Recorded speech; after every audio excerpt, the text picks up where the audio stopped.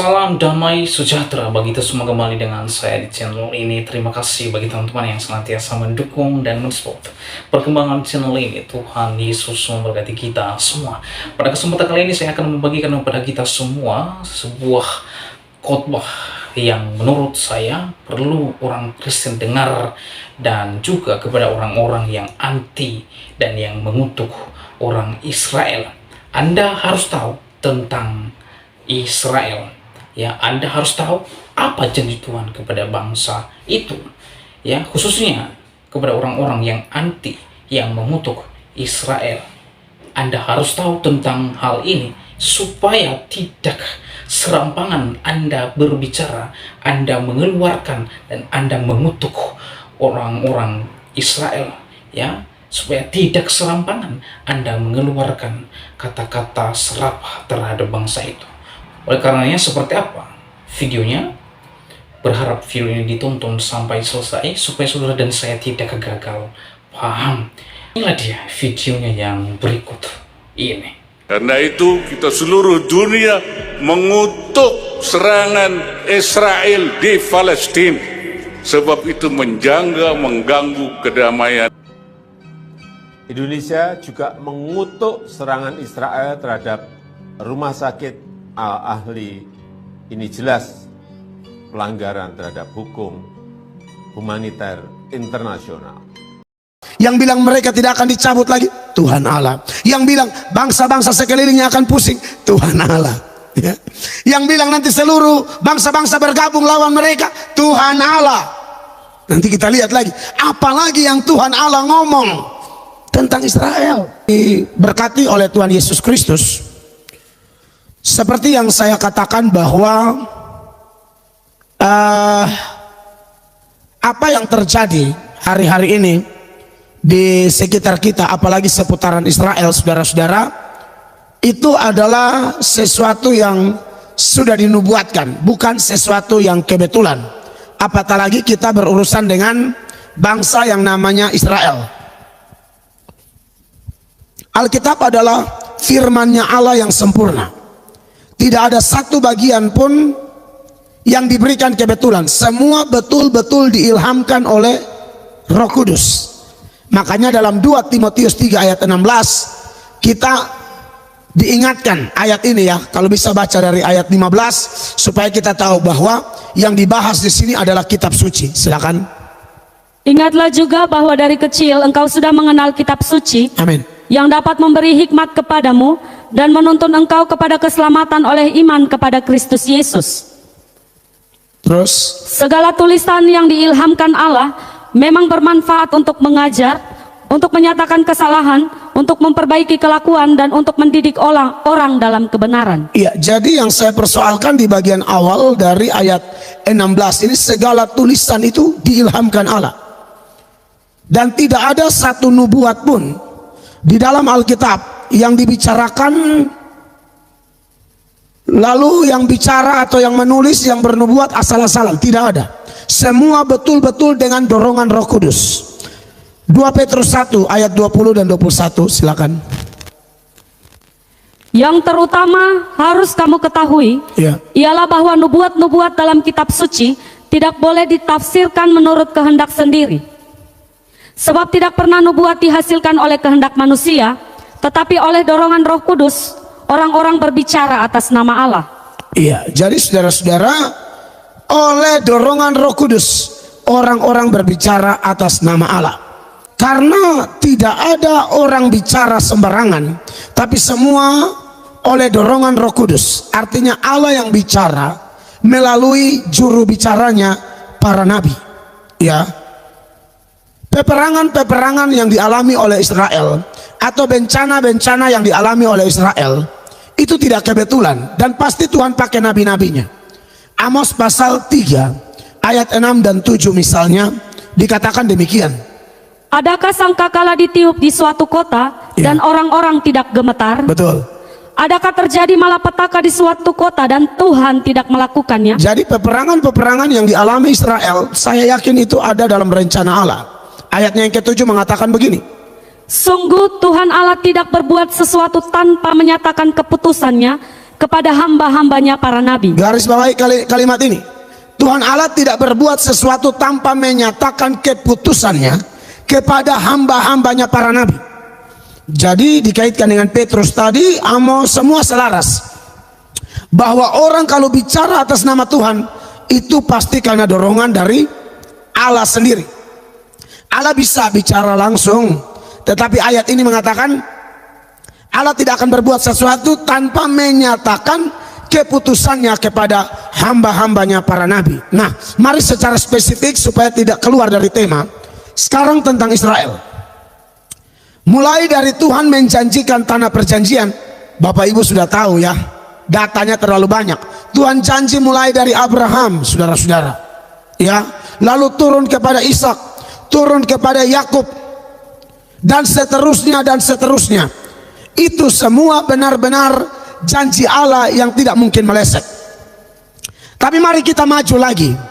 Kita lihat bahwa Israel akhirnya melawan, tegar tengkuk, dan konsekuensinya ialah Allah membuat mereka tersebar di berbagai negara.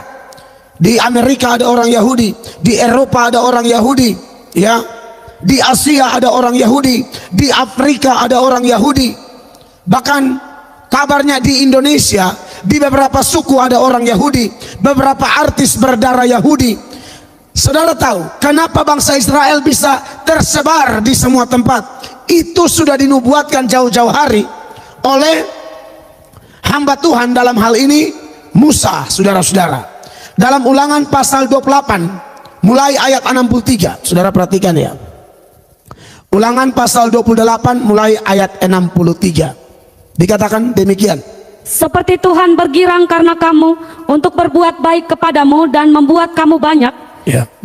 demikianlah Tuhan akan bergirang karena kamu untuk membinasakan dan memunahkan kamu, dan kamu akan dicabut dari tanah kemana engkau pergi untuk mendudukinya. Saudara lihat, kamu akan dicabut dari tanah kemana engkau pergi untuk mendudukinya. Maka kita tahu sejarah Israel itu mereka menyebar ke seluruh negeri. Nanti kita bahas sampai mereka pulang kembali ke Palestina. Negara sekarang Israel yang lagi kacau-kacau ini, itu sudah ada semua dalam Alkitab. Jadi saudara jangan sampai lewatkan materi ini. Ya, ayat 64. Tuhan akan menyerahkan engkau ke antara segala bangsa dari ujung bumi ke ujung bumi. Saudara lihat, makanya di semua tempat mereka ada. Kemudian, di sanalah engkau akan beribadah kepada Allah lain yang tidak dikenal olehmu ataupun oleh nenek moyangmu, yakni kepada kayu dan batu. terus engkau tidak akan mendapat ketentraman di antara bangsa-bangsa itu, dan tidak akan ada tempat berjejak bagi telapak kakimu. iya, Tuhan akan memberikan di sana kepadamu hati yang gelisah, iya, mata yang penuh rindu, Iya. dan jiwa yang merana. terus Hidupmu akan terkatung-katung, siang dan malam engkau akan terkejut dan khawatir akan hidupmu. Nah, makanya saudara lihat ya, sejarah ketika Israel ada di negeri orang, aduh, pembantaian terhadap orang Yahudi itu di mana-mana. Zaman Hitler saja itu mungkin 6 jutaan orang Yahudi dibantai. Itu semua sebenarnya sudah ada dalam nubuatan ini, bahwa mereka akan sengsara. Tetapi saudara, setiap apa yang mereka alami, sampai peperangan, penindasan yang mereka alami, Tuhan janji Tuhan akan bawa pulang mereka kembali ke negeri mereka. Makanya kita tahu bahwa di zaman Israel modern, ketika ada seruan untuk Israel merdeka, mencari tempat, akhirnya mereka kembalilah ke Israel yang sekarang ini, saudara-saudara. Dan itu pun Tuhan sudah berjanji. Bukan hanya Tuhan bilang bagaimana mereka disebarkan atau menyebar dari ujung bumi yang satu ke ujung bumi yang lain, sampai di semua negara ada orang Yahudi. Tapi Allah juga berjanji mereka akan pulang kembali. Dan nanti apa yang akan terjadi setelah mereka pulang kembali, itu sudah ada. Mari kita lihat Yeremia pasal 16 ayat 15. Melainkan demi Tuhan yang hidup, yang menuntun orang Israel keluar dari tanah utara dan dari segala negeri kemana ia telah mencerai beraikan mereka. Iya. Sebab aku akan membawa mereka pulang ke tanah yang telah kuberikan kepada nenek moyang mereka. Anda lihat, karena mereka nakal, namanya Tuhan itu kan suci, dia kasih tapi dia suci. Tuhan bilang, negeri yang saya sudah kasih kau, saya akan cabut kau dari sana, dan saya bawa keliling kau dari ujung bumi satu ke ujung bumi yang lain. Tapi kemudian Tuhan janji lagi Israel, nanti saya akan bawa pulang engkau. Saudara catat Yeremia 16 ayat 15 ini. Sebab aku akan membawa mereka pulang ke tanah yang telah kuberikan kepada nenek moyang mereka. Yang mana? Palestina sekarang ini. Nah, ini makanya ini jadi masalah di sini. Tapi saudara-saudara, ini memang firman Allah, ini rencana Allah. Bandingkan juga tentang kepulangan mereka ini dalam Yehezkiel pasal 11 ayat 16 dan 17 ya. Oleh sebab itu katakanlah, beginilah firman Tuhan Allah. Ya. Walaupun aku membawa mereka jauh-jauh di antara bangsa-bangsa, Betul. dan menyerahkan mereka di negeri-negeri itu, Ya. dan aku menjadi tempat kudus yang sedikit artinya bagi mereka di negeri-negeri di mana mereka datang. Terus 17. Oleh sebab itu katakanlah, beginilah firman Tuhan Allah. Amin. Aku akan menghimpunkan kamu dari bangsa-bangsa dan mengumpulkan kamu dari negeri-negeri di mana kamu berserak, dan aku akan memberikan kamu tanah Israel. Saudara, makanya ini yang kenapa kemudian mereka pulang kembali. Kan itu ada sejarahnya. 1948 itu kan mereka merdeka. Itu karena apa yang dinubuatkan di dalam Yeremia, Yehezkiel tergenapi. Ini benar, Tuhan sudah janji. Kita lihat lagi Yehezkiel 34 ayat 13. Ya, perhatikan. Aku akan membawa mereka keluar dari tengah bangsa-bangsa dan mengumpulkan mereka dari negeri-negeri dan membawa mereka ke tanahnya. Itu janji Tuhan. Ya, jadi Tuhan pasti bawa pulang mereka, saudara. Dan memang mereka sudah duduk di sana. Nanti baru kita lihat. Tapi kenapa kacau begitu? Itu juga sudah ada nanti, lengkap di Alkitab. Makanya saudara yang tidak baca Alkitab rugi besar. Alkitab kita ini ngomong semua, apalagi tentang Israel. Itu memang sorotan khusus. Ayo kita pindah ke Yehezkiel. Tadi Yehezkiel 34 ayat 13 ya. Yehezkiel 36 ayat 24. Perhatikan. Aku akan menjemput kamu dari antara bangsa-bangsa, Ya. dan mengumpulkan kamu dari semua negeri, dan akan membawa kamu kembali ke tanahmu. Saudara lihat, akan membawa kamu kembali ke tanahmu. Tanah yang mana? Yang Tuhan janji kepada Abraham, Ishak, Yakub. Tanah yang mana? Yang ketika mereka nakal, mereka melawan aturan Allah, Allah bilang, aku cabut engkau, aku bawa kau kemana-mana. Tapi Tuhan bilang, aduh, kalau di negeri lain mereka puji Tuhan kurang mantap, harus kembali ke tanah itu. Tuhan bawa kembali lagi. Makanya Israel merdeka. Jadi semua bencana kepelikan yang dialami oleh Israel di dalam sepanjang sejarah Israel sampai hari ini, mari. Makanya kenapa saya bilang jangan kutuk Israel, jangan kutuk Israel. Kita tidak kutuk Palestina, tapi kita juga tolong jangan kutuk Israel. Anda tahu Anda berurusan dengan siapa? Mari kita lanjut saudara-saudara. Tambah dulu Yehezkiel 37 mulai ayat 21 sampai 25 lah cukup. Ya, perhatikan. Katakanlah kepadanya, beginilah firman Tuhan Allah. Ya. Sungguh aku menjemput orang Israel dari tengah bangsa-bangsa kemana mereka pergi. Amin. Aku akan mengumpulkan mereka dari segala penjuru dan akan membawa mereka ke tanah mereka. Saudara lihat ini, berapa banyak nubuatan tentang ini. Tidak mungkin tidak terjadi, dan sudah terjadi. Makanya mereka sudah ada di negara mereka sekarang tuh, itu sudah dinubuatkan. Lanjut 22. Aku akan menjadikan mereka satu bangsa di tanah mereka, Ya. di atas gunung-gunung Israel, Ya. dan satu raja memerintah mereka seluruhnya. Ya. Mereka tidak lagi menjadi dua bangsa, Betul. dan tidak lagi terbagi menjadi dua kerajaan. Dulu kan terbagi toh, saudara ingat sejarahnya ya. Zaman Salomo mulai nakal-nakal di dua raja-raja, satu raja-raja 11 itu Tuhan bilang akan terbelah bagi dua. Terbagilah utara dan selatan. Utara 10 suku ibu kotanya Samaria, selatan 2 suku ibu kotanya Yerusalem. Tapi Tuhan bilang nanti kalau saya bawa kembali tidak ada dua kerajaan, satu saja. Makanya di Israel sekarang tidak ada yang namanya utara selatan, tidak ada. Israel raya. Tuhan yang ngomong. Saudara masih tidak percaya Alkitab, ini buku luar biasa, terlalu luar biasa. 23 Mereka tidak lagi menajiskan dirinya dengan berhala-berhalanya Iya. atau dewa-dewa mereka yang menjijikan, Betul. atau dengan semua pelanggaran mereka. Tetapi aku akan melepaskan mereka dari segala penyelewengan mereka, Iya. dengan mana mereka berbuat dosa, dan mentahirkan mereka, sehingga mereka akan menjadi umatku, dan aku akan menjadi Allahnya. Terus. Maka hambaku Daud akan menjadi rajanya, dan mereka semuanya akan mempunyai satu gembala. Mereka akan hidup menurut peraturan-peraturanku dan melakukan ketetapan-ketetapanku dengan setia. Iya. Mereka akan tinggal di tanah yang kuberikan kepada hambaku Yakub, Iya, itu tanah mereka. Terus. di mana nenek moyang mereka tinggal. Ya, mereka, anak-anak mereka maupun cucu cicit mereka Betul. akan tinggal di sana untuk selama-lamanya. Itu sudah. Dan hambaku Daud menjadi raja mereka untuk selama-lamanya. Jadi saudara lihat di sini ya. Ya, tentu Yeskiel dengan Raja Daud kan zaman berbeda, tapi ini ungkapan bahwa dia harus jadi satu kerajaan, satu negara. Ya, tidak cukup data begitu banyak di Yeremia, Yeskiel. Tuhan pakai juga nabi lain lagi. Saudara lihat apa yang Amos bilang dalam Amos 9 ayat 14 dan 15. Dan ingat saudara, ingat yang di Amos ini begini. Kalau Tuhan sudah bawa pulang mereka, tidak akan ada orang yang bisa mencabut mereka. Sekalipun kehadiran mereka ini, Anda dengar, akan membuat pening semua negara-negara di sekeliling mereka. Akan membuat bangsa-bangsa bergabung lawan mereka. Dan itu kita sudah nonton sekarang, ya.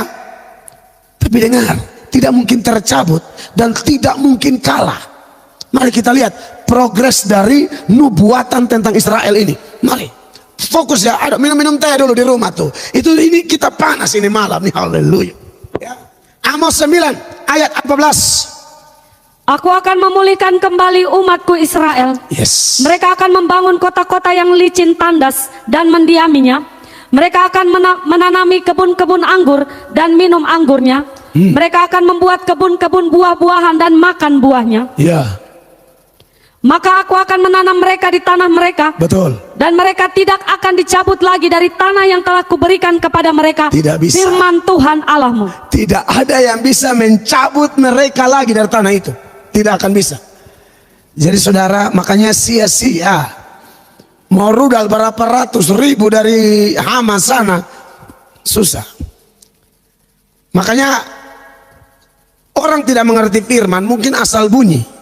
Tapi saya, tadi memang video yang saya buat tanggapi itu bendera, saya lihat mungkin sudah, Anda mau nonton silahkan nonton itu.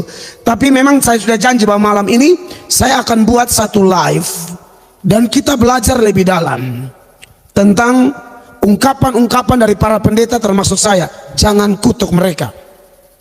Di belakang mereka tuh Allah pencipta langit dan bumi. Saudara dengar ini, ya. Ini khusus buat orang Kristen. Di luar Kristen yang sudah bergabung ya, Anda mungkin bisa dapat informasi ini. Dan kalau sudah di sana tidak boleh, bahkan tidak ada yang bisa mencabut mereka lagi. Tetapi ini yang terjadi, yang kita lihat sejak Israel merdeka sampai hari ini, kan ada peperangan 6 hari, peperangan Gaza, peperangan sampai sekarang nih mungkin lagi berlangsung, rudal berterbangan ke Israel, atau Israel sedang terbangkan rudal ke Hamas dan lain sebagainya. Anda dengar, tidak ada orang yang bisa melawan Israel. Mereka boleh pening, mereka boleh bergabung lawan dia, tapi saudara lihat nanti api Tuhan itu ya menjilat ke kiri ke kanan. Mungkin api yang sekarang ya Tuhan pakai rudal-rudal Israel. Saudara melihat ayatnya, mari kita maju lagi. Zakaria pasal 12 mulai ayat 1 dahulu ya. Ucapan ilahi, firman Tuhan tentang Israel. Ya. Demikianlah firman Tuhan yang membentangkan langit dan yang meletakkan dasar bumi dan yang menciptakan roh dalam diri manusia. Saudara lihat di sini ya, ayat 1 dimulai dengan ucapan ilahi, firman Tuhan tentang Israel. Jadi ini saya tidak out of context ya, betul-betul firman Allah yang kita kutip. Tuhan ngomong apa tentang bangsa ini dan bangsa-bangsa di sekeliling Israel setelah mereka dibawa pulang, dan Tuhan bilang kamu tidak akan dicabut lagi dari situ, tidak akan. Sampai Tuhan Yesus kembali, tidak mungkin dicabut dari situ lagi. Tapi bagaimana? Yang kita lihat sekarang, orang sekeliling dia rese sekali. Dulu peperangan semua 10 negara Arab bergabung, mau Mesir, mau segala macam itu, Yordania, mau Syria, mau semua Irak, segala macam. Anda lihat di sana, betul bahwa kehadiran mereka bikin pusing itu negara-negara sekeliling mereka. Ayat 2, perhatikan. Sesungguhnya aku membuat Yerusalem menjadi pasu yang menyebabkan segala bangsa di sekeliling menjadi pening. Ya. Juga Yehuda akan mengalami kesusahan ketika Yerusalem dikepung. Saudara garis bawah ya. Sesungguhnya aku membuat Yerusalem menjadi pasu yang menyebabkan segala bangsa di sekelilingnya menjadi pening. Pasu itu tentu apa? Saudara bertanya ya. Saya langsung komentari sebelum baca lanjut, karena dari terjemahan yang lain dari bahasa Indonesia sehari-hari dia bilang, aku akan membuat Yerusalem seperti piala berisi anggur, negeri-negeri tetangganya akan meminumnya dan terhuyung-huyung seperti orang mabuk. Pening, pusing lihat Israel. Kenapa dia sekecil ini kok kuat sekali? Ya, saya sebagai pribadi yang sudah Tuhan bawa ke Israel, saya bisa rasakan perbedaan itu. Dia tuh sangat menggoda, sangat menarik. Orang Kupang bilang mau baku rampas dia. Itu Israel. Ayat 3, lanjut dulu. Maka pada waktu itu aku akan membuat Yerusalem menjadi batu untuk diangkat bagi segala bangsa. Ya. Siapa yang mengangkatnya pastilah mendapat luka parah. Itu dia. Itu yang Tuhan bilang. Jangan ganggu dia. Terus. Segala bangsa di bumi akan berkumpul melawannya. Saudara lihat toh. Makanya sekarang sudah mulai semua kumpul, kirim tentara lawan Israel. Kebijakan dari pemerintah Indonesia juga sudah dibuat. Itu sudah ada di Alkitab. Tentu kita tidak protes, bilang jangan, orang Alkitab sudah bilang orang akan lawan dia. Tapi nanti saya kasih tahu menang atau tidak, tidak mungkin. Kumpul sudah semua. Silakan pergi, karena itu sudah ada di nubuatan. Jadi kami yang belajar Alkitab, lihat ini di media, tidak kaget. Karena kami tahu semua data tentang mereka itu ada. Saudaraku, bukankah ini membuat Anda kagum kepada Tuhan Allah? Bukan kagum pada Israel, bukan. Kagum kepada Allah yang buat mereka tercerai ke ujung-ujung bumi, Tuhan Allah. Yang bawa kembali mereka, Tuhan Allah. Yang bilang mereka tidak akan dicabut lagi, Tuhan Allah. Yang bilang bangsa-bangsa sekelilingnya akan pusing, Tuhan Allah. Ya. Yang bilang nanti seluruh bangsa-bangsa bergabung lawan mereka, Tuhan Allah. Nanti kita lihat lagi, apalagi yang Tuhan Allah ngomong tentang Israel. Saudara, di ayat 3 ini saya suka terjemahan 85-nya, dia bilang begini. Tetapi bila mana hari itu tiba, aku akan membuat Yerusalem seperti batu yang berat. Bangsa manapun yang mencoba mengangkatnya akan mendapat celaka. Semua bangsa di dunia akan bergabung untuk menyerang Yerusalem. Itu sudah terjadi, sedang terjadi, dan akan terjadi. Lanjut lagi saudara-saudara, ayatnya yang ke-5. Ayatnya yang ke-4 maksud saya ya. Silakan Kak. Pada waktu itu demikianlah firman Tuhan, aku akan membuat segala kuda menjadi bingung, penunggangnya menjadi gila. Iya. Atas kaum Yehuda aku akan membuka mataku, tetapi segala kuda bangsa akan kubuat menjadi buta. Terus. Sesudah itu kaum-kaum di Yehuda akan berkata dalam hatinya, penduduk Yerusalem mempunyai kekuatan oleh karena Tuhan semesta alam Allah mereka. Silakan. Pada waktu itu aku akan membuat kaum-kaum di Yehuda seperti anglo berapi di tengah-tengah timbunan kayu dan seperti sulu berapi di tengah-tengah timbunan bulir gandum. Iya. Api keduanya akan menjilat ke kanan dan ke kiri segala bangsa di sekeliling. Tetapi Yerusalem selanjutnya akan tetap tinggal di tempatnya yang dahulu. Iya, jadi katanya api akan sambar ke kiri, ke kanan. Saudara masih ragu kah? Nyata. Lanjut dulu sampai ayat 9, karena ini masih isi penuh nubuatan tentang mereka. Tuhan akan pertama-tama memberi kemenangan kepada kemah-kemah Yehuda, supaya keluarga Daud dan penduduk Yerusalem jangan terlalu bermegah-megah terhadap Yehuda. Ya.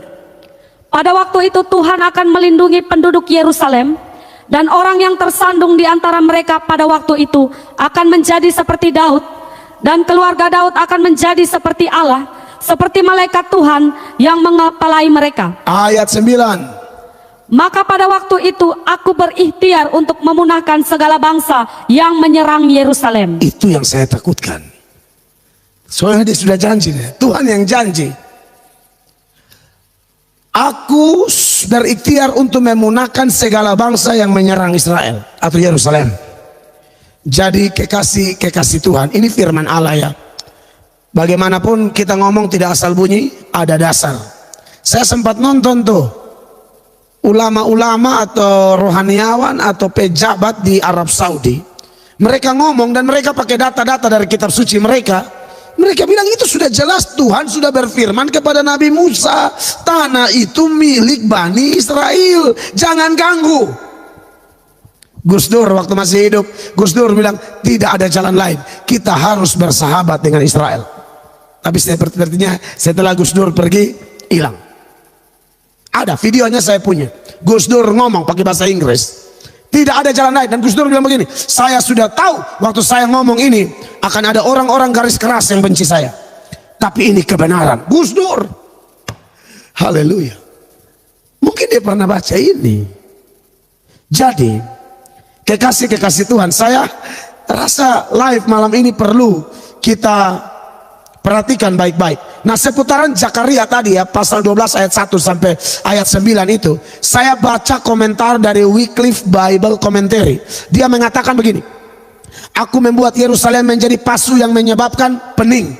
Ayat-ayat nubuatan ini membuat kita terpaksa menempatkannya pada sebelum kedatangan kembali Kristus secara kasat mata ke bumi. Pasu adalah simbol yang terkenal untuk murka Allah. Musuh-musuh yang mengepung Yehuda dan Yerusalem akan diberi pukul. Apabila musuh-musuh Israel melibatkan diri untuk berperang dengannya, mereka sendiri akan luka dan hancur seperti anglo berapi di tengah-tengah timbunan kayu dan seterusnya. Jadi memang Israel ini luar biasa, saudara-saudara ya. Dan sekarang kita lihat apakah orang sudah bergabung dari kiri kanan mau menyerang Israel. Pertanyaannya, bisakah mereka mengalahkan Israel? Sesuai tema kita malam ini, tidak bisa. Yeremia 15 ayat 20 dan 21. Terhadap bangsa ini, aku akan membuat engkau sebagai tembok berkubu dari tembaga. Yes. Mereka akan memerangi engkau, tetapi tidak akan mengalahkan engkau. Garis bawahi, mereka akan memerangi engkau, tetapi tidak akan mengalahkan engkau. Engkau di sini Israel. Terus, sebab aku menyertai engkau untuk menyelamatkan dan melepaskan engkau, demikianlah firman Tuhan. ayat 21.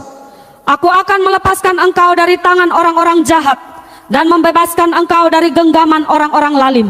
Jadi kekasih-kekasih Allah, bahkan Tuhan berjanji seperti yang saya bilang, bahwa jangankan menyerang, menghina saja itu berat urusannya. Makanya waktu saya lihat itu video yang saya buat tadi, mungkin saudara juga sudah nonton, tidak kebetulan itu. Jadi makanya saya sarankan saudara yang tidak tahu duduk berdiri, ya jangan kutuk Israel. Kalau buat kita sudah jelas ya, untuk Palestina pun kita tidak kutuk, tidak ada hak kita. Sebab firman Allah dengan jelas bilang soal balas membalas itu urusan Allah. Dan secara spesifik berurusan dengan Israel di dalam Yehezkiel 28 mulai ayat 24 sampai ayat 26, di dalam data ini jelas, bahkan menghina Israel pun Tuhan tidak mau. Tuhan akan menghukum, menjatuhkan hukuman kepada orang yang menghina Israel, saudara-saudara. Perhatikan, silakan.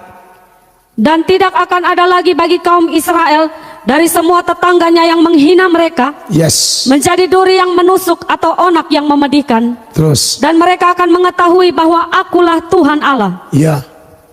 Beginilah firman Tuhan Allah.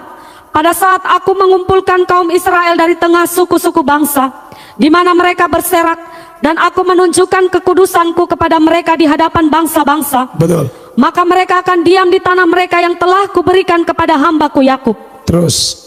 Mereka akan diam di sana dengan aman tentram. Betul. Mereka akan membangun rumah dan membuat kebun anggur. Ya. Ya, mereka akan diam dengan aman tentram pada saat aku menjatuhkan hukuman atas semua tetangganya yang menghina mereka. Dan mereka akan mengetahui bahwa akulah Tuhan Allah mereka. Saudara, bukan saya yang ngomong. Kami cuma copy paste firman Sang Pencipta langit bumi yang telah memilih Israel menjadi milik kepunyaan. Yang hina pun Tuhan hantam. Dia tidak mungkin tercabut lagi dari tanah itu. Makanya kalau ada demo, hapuskan Israel. Lu pikir ini tulisan di kertas pakai pensil, lalu penghapus kau hapus enak-enak. Jadi kalau Anda bilang mau hapus Israel, aduh, tidak bisa. Anda tabrak Pencipta langit dan bumi, ya. Dan ada yang mau saya omong buat orang Kristen yang nonton malam ini, ya. Saudara, kalau sudah lihat fakta-fakta ini, bahkan katakanlah dari Alkitab, ya, Tuhan Yesus bilang tentang Israel, salah satu tanda zaman Yesus mau kembali itu kalau Israel sudah mulai alami bencana-bencana. Katakanlah nubuatan khusus di dalam Matius 24 mulai ayat 1. Di sini nanti kita lihat ada beberapa penekanan bahwa ini Tuhan sudah mau kembali ini. Saudara, kalau ikuti pembagian-pembagian zaman, ya, dari awal zaman, dari Adam dia sampai di Abraham, dari Abraham ke Daud, lalu dari Daud sampai ke masa diam antara Maliaki dan Matius itu silent years. Dari masa diam lalu dia lari kepada zaman Tuhan Yesus, di mana dia lahir, melayani, disiksa, disalibkan, mati dan dikuburkan, kemudian dia bangkit. Lalu ada kehancuran Yerusalem tahun 70 Masehi. Itu yang ada di Matius 24 dinubuatkan. Lalu kemudian dia maju kepada pengembaraan dari Israel yang tadi menyebar ke sana kemari, ya. Kemudian dia pulang kembali dan terbentuknya negara baru. Berarti waktu yang sisa ini Tuhan sudah mau kembali. Dikit, pendek sekali. Untuk itu membuat kita paham dan berjaga-jaga. Mari kita bandingkan dulu dengan Matius 24 mulai ayatnya yang pertama. Perhatikan, dikatakan demikian. Sesudah itu Yesus keluar dari bait Allah lalu pergi. Ya. Maka datanglah murid-muridnya dan menunjuk kepada bangunan-bangunan bait Allah. Terus Ia berkata kepada mereka, kamu melihat semuanya itu? Aku berkata kepadamu, sesungguhnya tidak satu batu pun di sini akan dibiarkan terletak di atas batu yang lain. Semuanya akan diruntuhkan. ini bicara runtuhnya bait Allah. Nah, posisi bait Allah yang runtuh betul-betul tidak ada. Sampai sekarang lokasi itu berdirilah Masjid Al-Aqsa. Yesus sudah ngomong ini akan runtuh semua, rata. Saudara lihat apa yang kebetulan? Tidak ada. Semua benar-benar dinubuatkan. Lalu dia lanjut di ayatnya yang ketiga. Ketika Yesus duduk di atas bukit Zaitun, datanglah murid-muridnya kepadanya untuk bercakap-cakap sendirian dengan dia. Iya. Kata mereka, katakanlah kepada kami, bila manakah itu akan terjadi, dan apakah tanda kedatanganmu dan tanda kesudahan dunia? Saudara lihat ya, ini kita lagi bicara apa yang dialami oleh Yerusalem Israel dikaitkan dengan tanda-tanda kiamat, tanda-tanda kedatangan Yesus yang kedua. Murid-murid mulai tanya nih, katakanlah kepada kami, bila manakah itu atau kapan akan terjadi dan apakah tanda kedatanganmu dan tanda kesudahan dunia? Kita percaya Tuhan Yesus kembali. Kalau tidak salah mungkin orang Islam juga percaya kalau Nabi Isa kembali kiamat, karena dia Imam Mahdi atau apalah, begitu saya kurang mengerti. Tapi kalau di Alkitab kita jelas gitu lah ya. Nah, apa tandanya? Langsung kita lompat ke ayat 15. Ayat 15 dari Matius 24, silakan Kak. Jadi apabila kamu melihat pembinasa keji berdiri di tempat kudus, Ya. menurut firman yang disampaikan oleh Nabi Daniel, Ya. para pembaca hendaklah memperhatikannya. Ya. Kemudian ayatnya yang ke langsung 32 coba. Para pembaca perhatikan ayat 32. Tariklah pelajaran dari perumpamaan tentang pohon ara. Iya. Apabila ranting-rantingnya melembut dan mulai bertunas, kamu tahu bahwa musim panas sudah dekat. Oke. 33. Demikian juga jika kamu melihat semuanya ini, ketahuilah bahwa waktunya sudah dekat, sudah diambang pintu. Sampai di situ. Jadi saudara lihat ini ya. Kalau kita lihat persoalan berkaitan Israel, Tuhan ngomong di Matius 24 ini, satu batu pun tidak akan berdiri di atas batu yang lain. Rata tanah. Itu kapan? Waktu Jenderal Titus datang. Itu kisah nyata, sejarah. Satu dunia yang belajar sejarah tahu. Jenderal Titus datang, lalu kasih rata sampai akar-akar. Lalu kemudian berjalannya waktu, dikuasai oleh Islam sempat, lalu bangunlah Masjid Al-Aqsa di situ. Itu lokasi persis Bait Allah, itu sudah habis. Nah, Tuhan Yesus bilang begini, kalau kamu lihat itu semua, Tuhan Yesus bilang begini, itu sudah dekat, sudah diambang pintu. Itu tahun berapa? 70. Sekarang 2021, Tuhan izinkan kita lihat lagi fenomena ini. Masihkah Anda bermain-main dengan waktu? Jangan. Tuhan pasti kembali, saudara-saudaraku. Waktunya sudah dekat. Apa yang dialami oleh Israel tentu ada pelajaran-pelajaran penting. Di antaranya, yang pertama, bahwa semua yang tertulis di dalam Alkitab itu tidak kebetulan. Dalam Roma pasal 15, ayatnya yang keempat, dikatakan demikian. Perhatikan. Sebab segala sesuatu yang ditulis dahulu telah ditulis untuk menjadi pelajaran bagi kita, Amin. supaya kita teguh berpegang pada pengharapan oleh ketekunan dan penghiburan dari kitab suci. Jadi saudara-saudara, ini tidak ditulis kebetulan.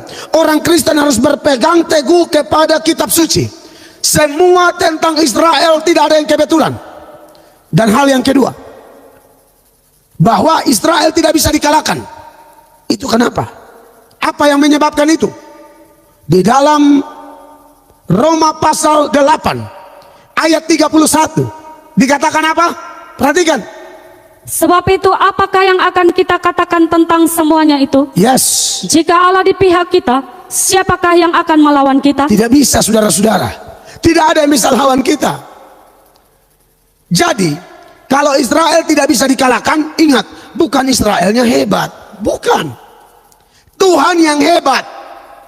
Makanya Salomo, salah satu raja Israel yang terkenal itu, dalam Mazmur 127 ayat 1, dia bilang apa? Untuk mengingatkan kita, supaya kalau kita sukses, kita berhasil, kita jangan sombong. Perhatikan ini. Nyanyian ziarah Salomo. Jikalau bukan Tuhan yang membangun rumah, sia-sialah usaha orang yang membangunnya. Jikalau bukan Tuhan yang mengawal kota, sia-sialah pengawal berjaga-jaga. Betul, saudara-saudara, ya. Jadi Israel bukan Israel hebat, tapi memang janji-janji Tuhan tidak mungkin salah, ya. Nah, saudara-saudara, memang malam ini saya lebih betul-betul sorotan apa kata Alkitab. Semua sejarah Anda bisa belajar sendiri, klik di internet dapat. Tapi dari data-data Alkitab tadi mengingatkan bahwa Tuhan dibalik Israel, bukan Israel hebat, ya. Yang berikut, siapa yang bikin Israel, Tuhan akan hantam semua. Mengingatkan apa? Pembalasan adalah hak Tuhan. Roma pasal 12 ayat 19 berbunyi demikian. Perhatikan. Saudara-saudaraku yang kekasih, janganlah kamu sendiri menuntut pembalasan, tetapi berilah tempat kepada murka Allah. Sebab ada tertulis, pembalasan itu adalah hakku. Akulah yang akan menuntut pembalasan, firman Tuhan. Jadi saudara yang sudah mengerti, kita bukan dididik untuk bela Israel kayak kita saja yang mau berperang. Tidak usah. Tidak usah. Orang Palestina juga tidak usah Anda kutuk. Doakan, bilang Tuhan ampuni. Kalau Israel juga salah, kita minta ampun. Karena bagaimanapun, sekalipun ada janji-janji itu, tetap Israel manusia-manusia berdosa juga yang bisa salah. Jadi kita tidak membela membabi buta, di mana kalau ada data dan memang itu data benar misalnya tentang Israel melakukan pelanggaran hak asasi manusia misalnya, oh itu orang Kristen tidak perlu bela yang begitu-begitu. Tapi tetap kita tidak disuruh mengutuk. Dosa tetap dosa, tapi jaga mulut kita, belajar Alkitab baik-baik, dan urusan kita mendoakan Israel supaya segala sesuatu yang menjadi rencana Tuhan pasti tergenapi. Saya lihat. Nah, teman-teman, bagaimana pendapat dan tanggapan saudara setelah menyaksikan videonya? Berharap teman-teman berkomentar di kolom komentar. Dan saudara memberikan komentar yang baik, komentar yang membangun, komentar yang positif, serta komentar yang mengedukasi kita semua. Mengapa? Jika komentar saudara memberkati, menginspirasi, dan mendorong, memotivasi orang, maka orang yang membaca komentar saudara diberkati melalui komentar Anda. Ya, nah teman-teman, itulah dia video khotbah seorang pendeta yang sangat luar biasa, yaitu pendeta Mel Atok, yang sangat memberkati sekali terkait dengan sejarah Israel dalam perspektif Alkitab, bahwa apa yang terjadi di Israel merupakan peristiwa yang sudah dinubuatkan, yang sudah diwahyukan di dalam Alkitab. Bukan suatu kebetulan jika pada saat ini ada sesuatu yang terjadi antara Palestina dan Israel. Itu semuanya di dalam tangan, dan Tuhan sudah nubuatkan itu semua. Nah, itu sebabnya di dalam 2 Timotius pasal 3 ayat 16 di sana dikatakan segala tulisan yang diilhamkan oleh Allah. Jadi segala nubuatan yang sudah dinubuatkan oleh Allah dari PL sampai di PEB, dan itu semua sedang tergenapi, saudara. Nah, di dalam nubuatan dalam Alkitab, ya, tidak ada satupun nubuatan yang dibuat-buat, yang asal-asalan, yang hanya omong doang. Ya, tidak ada satu nubuatan yang asal-asalan. Semuanya dengan dorongan oleh Allah Roh Kudus. Saudara, kalau kita membaca di dalam 2 Petrus pasal 1 ayat 20 sampai 21, ya, di sana dikatakan yang terutama yang harus kamu ketahui ialah bahwa nubuatan-nubuatan dalam kitab suci tidak boleh ditafsirkan menurut kehendak manusia. Perhatikan, nubuatan-nubuatan yang ada di dalam kitab suci, ya, tidak boleh ditafsirkan oleh manusia, ya, tetapi oleh dorongan Roh Kudus. Orang-orang berbicara atas nama Allah. Jadi mengenai Israel sudah dinubuatkan sejak kekekalan, dan itu ada di dalam Alkitab. Kalau Israel dan Palestina dalam tanda petik, yaitu Hamas, sedang kacau-kacau pada saat ini, semua itu adalah penggenapan firman Allah. Oleh sebab itu Indonesia tidak perlu ribut-ribut, tidak perlu dukung-mendukung, tidak perlu mengutuk, terlebih kepada Pak Presiden Joko Widodo yang mengutuk Israel. Ya, karena itu Alkitab sudah singkapkan, dan Tuhan sudah tetapkan akalan itu pasti terjadi. Ya. Jadi kalau Tuhan sudah tetapkan, sudah membuatkan bahwa itu akan terjadi, manusia tidak bisa membantahnya. Tidak ada satupun manusia di dunia ini yang membantah akan hal itu, karena itu adalah merupakan penggenapan nubuatan-nubuatan di dalam Alkitab. Ya. Sekali lagi kepada kita semua, khususnya Indonesia, tidak perlu ribut-ribut, tidak perlu dukung-mendukung apa yang terjadi di dalam antara Israel dan Palestina, dalam tanda petik Hamas. Tidak boleh dukung-mendukung. Ya, itu semua yang terjadi di antara Israel dan Palestina, Alkitab sudah menubuatkan itu semua. Ya, orang Kristen seharusnya bersyukur. Mengapa? Karena firman Tuhan sudah digenapkan. Ya, karena firman Tuhan sudah dan sedang digenapkan. Jadi bersyukur kalau akan hal itu terjadi, karena Alkitab sudah menubuatkan terkait dengan peristiwa itu. Ya. Oleh karenanya kiranya Pak Presiden dan Wakil Presiden dan mantan Presiden menonton video ini, supaya beliau-beliau ini paham, mengerti, memahami, mengenal apa yang terjadi antara Israel dan Palestina dengan tanda petik itu Hamas. Ya. Tidak perlu tergesa-gesa untuk mengutuk salah satu bangsa itu. Tidak perlu kita mengutuk bangsa itu, ya, sebab Alkitab berkata melalui Israel seluruh bangsa, seluruh suku yang ada di muka bumi ini, melalui Israel olehnya mendapatkan berkat. Dengan demikian, siapa yang mengutuk Israel akan terkutuk. Siapa yang memberkati Israel akan diberkati. Pertanyaannya, apa saja berkat yang Indonesia nikmati melalui Yahudi dan Israel? Ya. Apa saja yang Indonesia nikmati melalui produk-produk, melalui buatan-buatan Yahudi dan Israel? Alat teknologi seperti internet, Google, WhatsApp, Facebook, pesawat, listrik, dan lain sebagainya. Itu semua